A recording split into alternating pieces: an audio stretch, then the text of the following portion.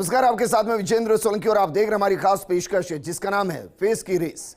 जी हां, 2 राज्यों के चुनाव और 7 सीटों पर हुए उपचुनाव के बाद कई जगहों से ऐसी तस्वीरें आई जहां फेस की रेस दिखाई देने लगी। इनमें सबसे बड़ी लड़ाई है हिमाचल में मुख्यमंत्री पर मंथन ने बगावत की टेंशन पैदा कर दी। तो वहीं गुजरात में हार का कारण मोदी सुनामी थी या नहीं, इस पर कांग्रेस में तकरार होने लगी है। उधर रामपुर की राजनीति में बड़ा उलटफेर होने के बाद आजम युग का अंत हो गया या नहीं, इस पर भी चर्चा होने लगी। तो आज फेस की रेस में कौन कहां है, खास पेशकश इसी पर।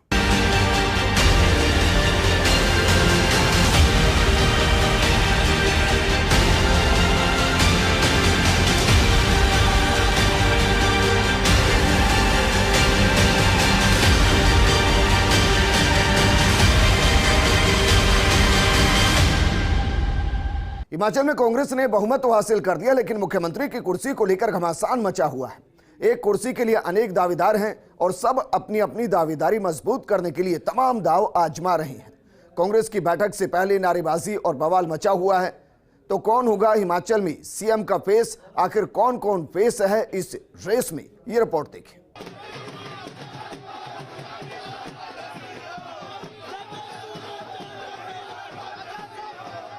हिमाचल में कांग्रेस को मिली दमदार जीत के बाद जश्न की बजाय सियासी तकरार शुरू हो गई है और जीत के 4 घंटे बाद ही ये तकरार आपसी खींचतान में तब्दील भी। यानी जिन पर्यवेक्षकों का सुबह कांग्रेस के कार्यकर्ताओं ने स्वागत किया था, वे ही समर्थक दोपहर होते होते पर्यवेक्षकों की गाड़ियों को घेर कर नारेबाजी करने लग गए।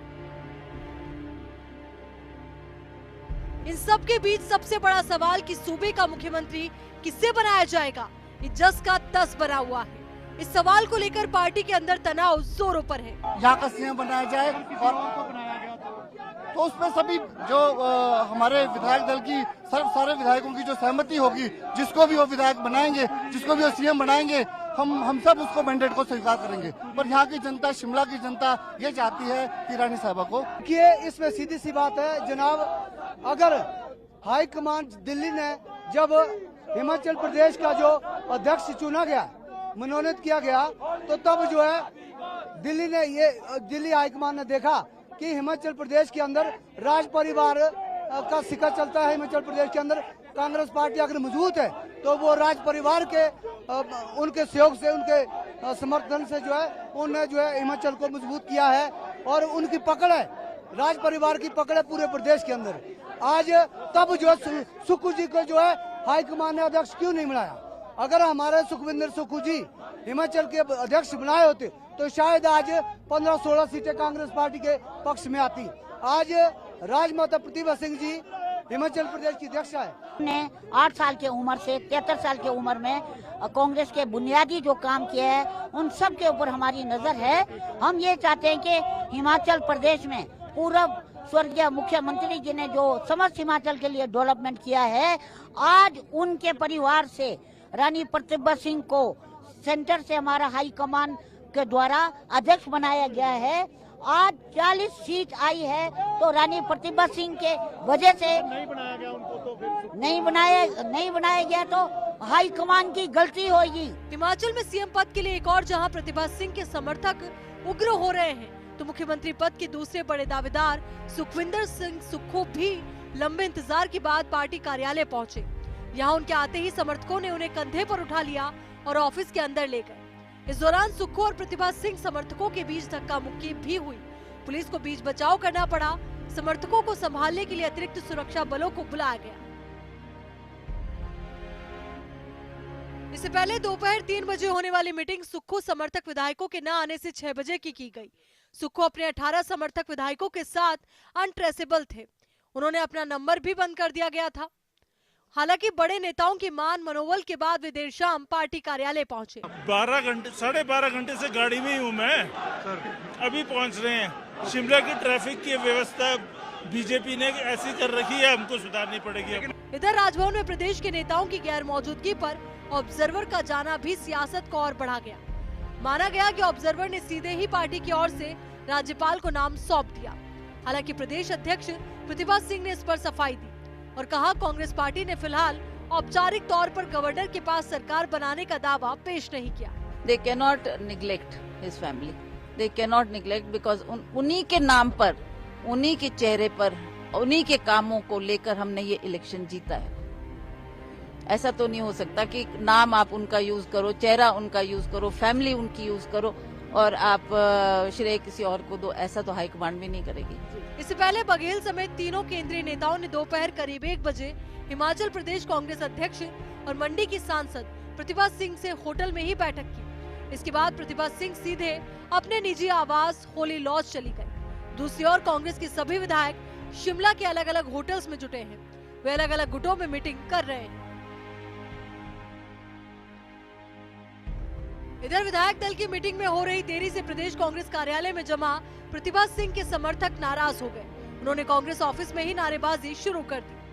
प्रतिभा सिंह वर्तमान में प्रदेश अध्यक्ष के साथ साथ मंडी संसदीय हलके से सांसद भी है। ऐसे में पार्टी यदि उन्हें सीएम बनाती है तो कांग्रेस मंडी में उपचुनाव का रिस्क नहीं लेना चाहेगी, क्योंकि मंडी जिले की 10 में से 9 सीटें जीत बीजेपी ने दमदार प्रदर्शन किया है।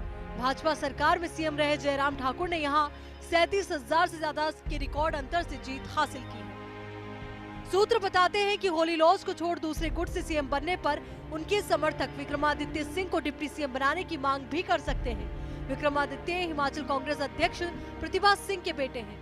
ऐसा हुआ तो राज्य में पहली बार सीएम के साथ डिप्टी सीएम होगा। हिमाचल विधानसभा चुनाव में जनता ने कांग्रेस को जनादेश दिया। अब कांग्रेस में ही पेच फंसा है कि हिमाचल का अगला सीएम कौन होगा। वही माना जा रहा है कि विधायकों की बैठक में इनमें सहमति न बनी तो किसी तीसरे का नाम फाइनल किया जा सकता है। अब आपको बताते हैं गुजरात में बीजेपी की जीत पर कांग्रेस में चल रही तकरार की। बीजेपी की बम्पर जीत को लेकर कांग्रेस में एक राय नहीं है। कांग्रेस नेता अधीर रंजन चौधरी कहते हैं कि मोदी मैजिक खत्म हो गया है, लेकिन गुजरात कांग्रेस के कार्यकारी अध्यक्ष हिम्मत सिंह कह रहे हैं कि मोदी की आंधी ने कांग्रेस को हरा दिया है। वहीं जगदीश ठाकुर कह रहे हैं कि ओवैसी की पार्टी और आम आदमी पार्टी ने बीजेपी की बी टीम का काम किया। आखिर क्या है गुजरात में बीजेपी की जीत की वजह, ये रिपोर्ट देखिए।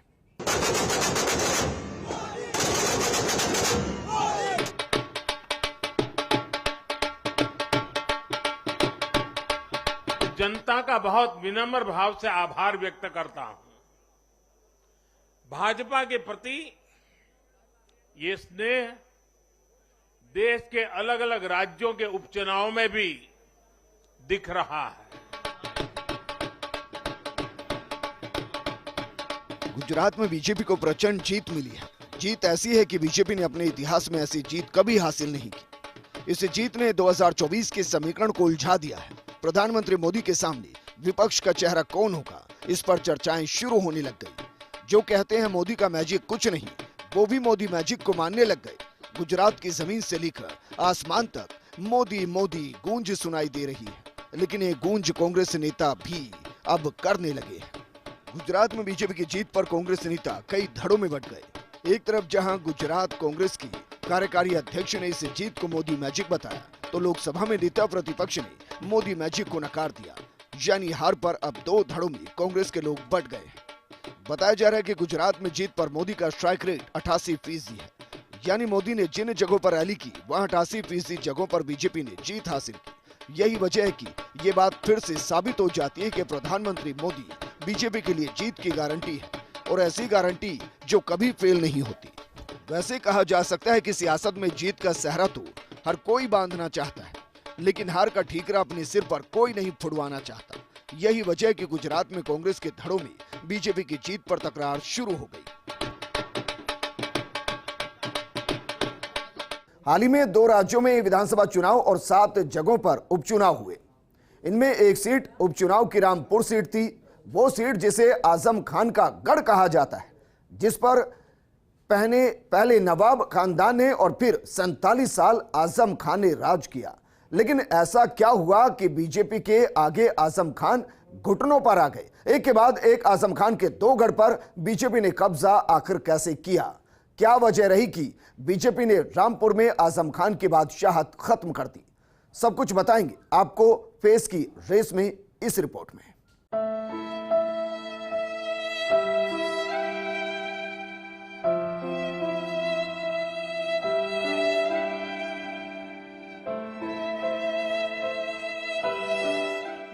आजम खान का वो दर्द जो आजमपुर की चुनावी रैलियों में खूब छलका, लेकिन काम एक आंसू नहीं आया।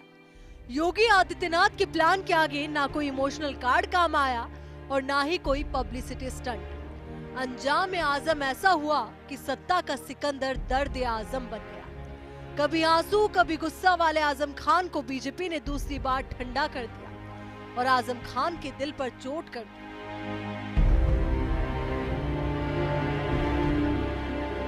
रामपुर में 45 सालों के बाद आजम युग का अंत हो गया।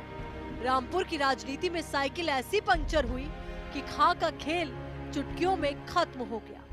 10 बार विधायक रहे आजम ने सोचा कि सजा याफ्ता होने के बाद अपने सियासी उत्तराधिकारी को जिता लेंगे, लेकिन आसिम रजा को योगी की प्लानिंग के सामने हार का सामना करना पड़ा। आपको बताएं आजम युग की कहानी, उससे पहले आपको बताते हैं रामपुर की राजनीति का इतिहास।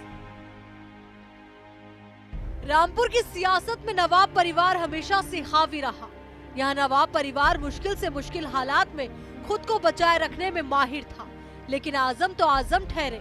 नवाब खानदान की सियासत के लिए आजम ग्रहण बन गए और जिले में नवाबी सियासत को खत्म कर अपना दबदबा कायम कर ही दिया।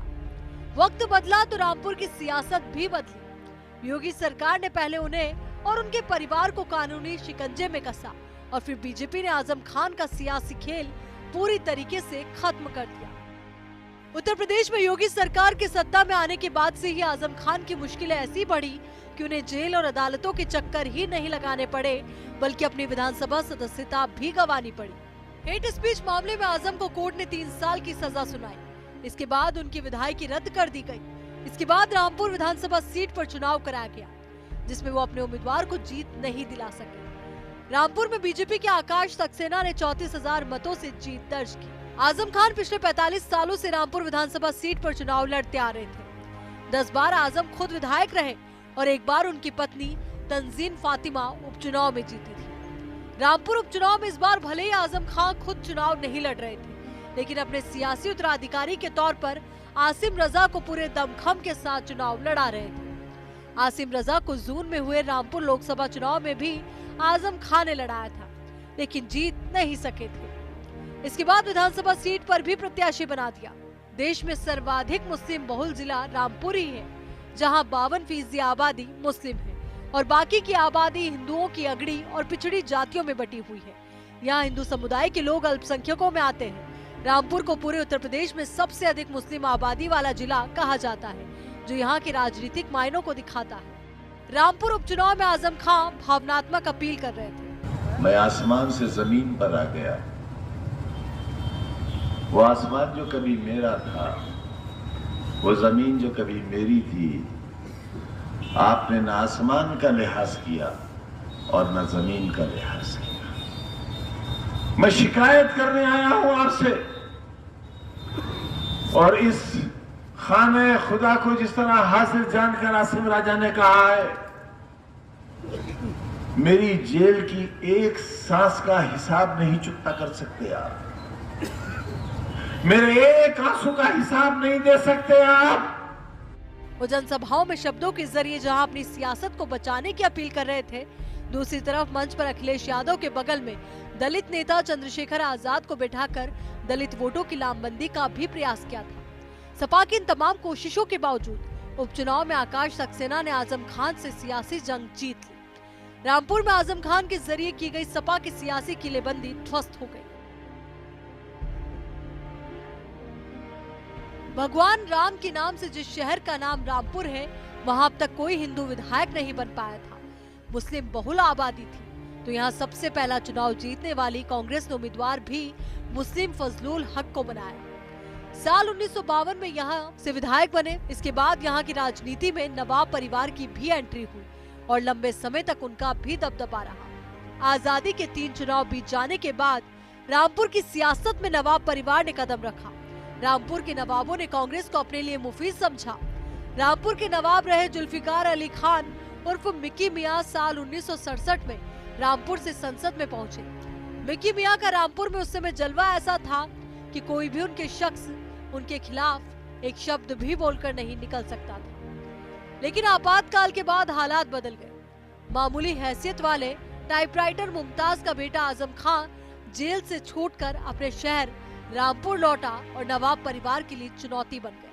आजम खान की सियासत में एंट्री की बात करें तो आजम खान रामपुर से निकलकर अलीगढ़ मुस्लिम यूनिवर्सिटी में वकालत पढ़ने गए, जहां उन्हें सियासत रास आने लगी। वो अलीगढ़ मुस्लिम यूनिवर्सिटी के छात्र संघ सेक्रेटरी बन गए। इसी दौरान आपातकाल के खिलाफ आजम खान सड़क पर उतर गए, जिसके बाद उन्हें जेल में 19 महीने बिताने पड़े। आजम जेल से आते ही 1977 में जनता पार्टी की टिकट पर विधानसभा का चुनाव लड़ गए, लेकिन सामने थे कांग्रेस के मंजूर अली खान उर्फ शन्नू मियां। सियासत में आजम कच्चे थे और पैसा भी नहीं था, ऐसे में वो चुनाव हार गए, लेकिन हौसला नहीं छोड़ा। साल 1980 में रामपुर विधानसभा सीट से फिर आजम ने किस्मत आजमाई और जीतकर विधानसभा पहुंचे। इसके बाद फिर आजम ने पलट कर नहीं देखा और लगातार जीतते रहे। धीरे धीरे वो सूबे में मुस्लिम सियासत का चेहरा बन गए। वो अपने परिवार को भी राजनीति में ले आए। आजम खान की पत्नी सांसद विधायक बनी और बेटा विधानसभा पहुंचा। सत्ता में रहते हुए आजम ने अपने कई विरोधी पैदा कर लिए, जो उनके लिए मुसीबत का सबब बने।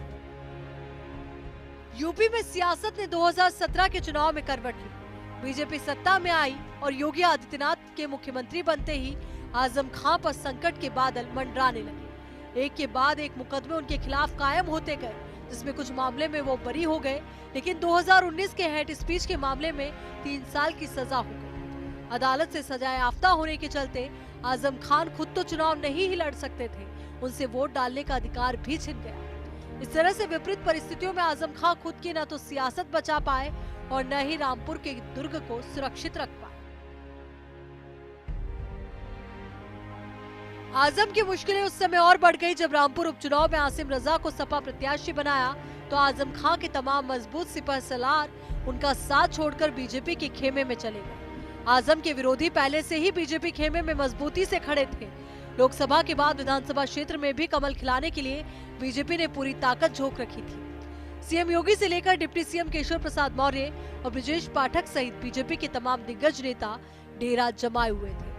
सुरेश खन्ना, जितिन प्रसाद और दानिश रजा अंसारी रामपुर में कैंप कर रहे थे। रामपुर में आजम खान अकेले आसिम रजा को जिताने के लिए मशक्कत कर रहे थे। चुनाव के आखिरी वक्त में सपा प्रमुख अखिलेश यादव और दलित नेता चंद्रशेखर आजाद ने रामपुर में पहुंचकर आजम खान का हौसला बढ़ाया, लेकिन तब तक देर हो चुकी थी। सपा ने मुस्लिम वोटों के साथ साथ दलित समुदाय को भी साधने की कवायद की, लेकिन बीजेपी के सियासी चक्रव्यूह को आजम खान तोड़ नहीं सके और अपनी परंपरागत वो 10 बार की जीती हुई सीट गंवा दी। Bureau report, First India. Special program में फिलहाल इतना ही, लेकिन आप बने रहिए फर्स्ट इंडिया न्यूज के साथ, क्योंकि खबरों का सिलसिला लगातार जारी है। नमस्कार।